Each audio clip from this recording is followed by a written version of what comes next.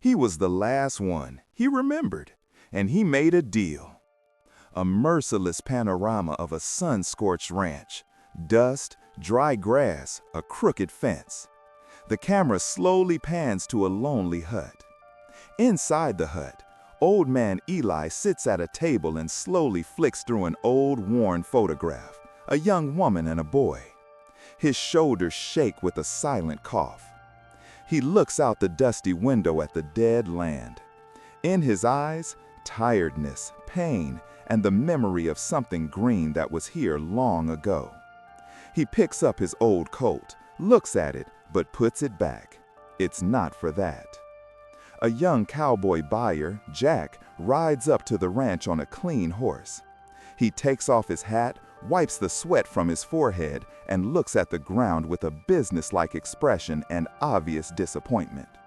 He enters the hut, nods to Eli, points to the ground, shakes his head, takes out his wallet, and offers a wad of cash. Eli slowly turns away from him and looks out the window. His posture speaks for itself. No. Jack shrugs, walks away in confusion, and rides off, kicking up a cloud of dust. Eli steps out onto the porch. His gaze is fixed on the hills. On a rock, against the backdrop of the setting sun, sits a motionless Apache rider. Eli slowly raises his hand and makes a barely noticeable wave. The rider descends the hill and approaches the ranch.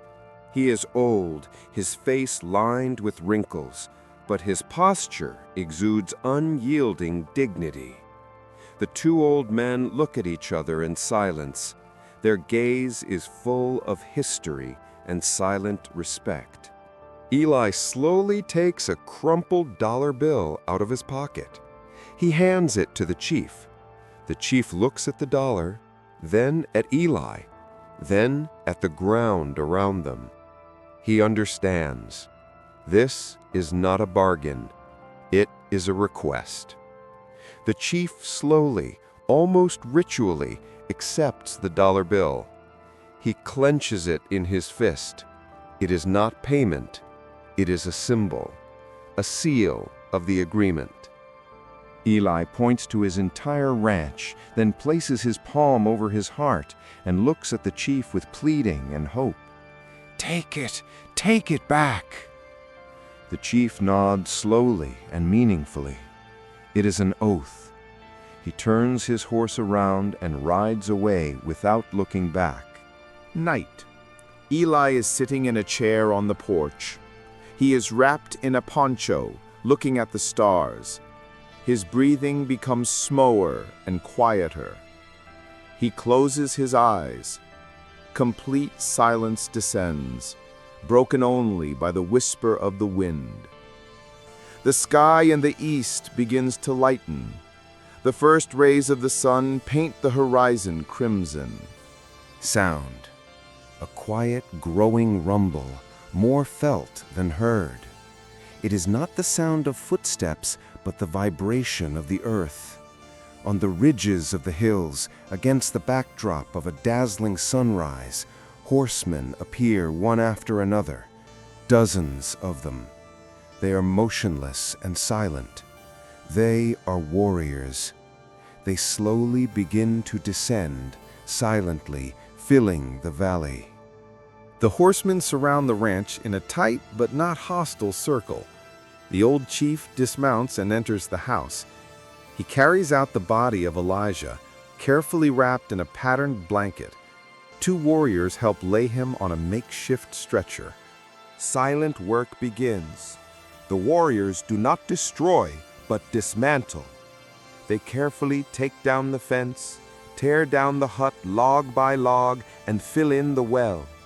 Everything happens quickly, smoothly, and quietly, like a strange ritual. In a few minutes, there is no trace left of the ranch, only clean, untouched earth. Silent work begins. The warriors do not destroy, but dismantle. They carefully take down the fence, tear down the hut log by log, and fill in the well. Everything happens quickly, smoothly, and quietly, like a strange ritual. In a few minutes, there is no trace left of the ranch, only clean, untouched earth. The camera remains in place. The wind blows, stirring up dust from the ground. There is nothing, only endless land and sky. Where the porch used to be, that same crumpled dollar bill lies on a rock. The wind tries to blow it away. Sometimes the most expensive deal is the one made without words.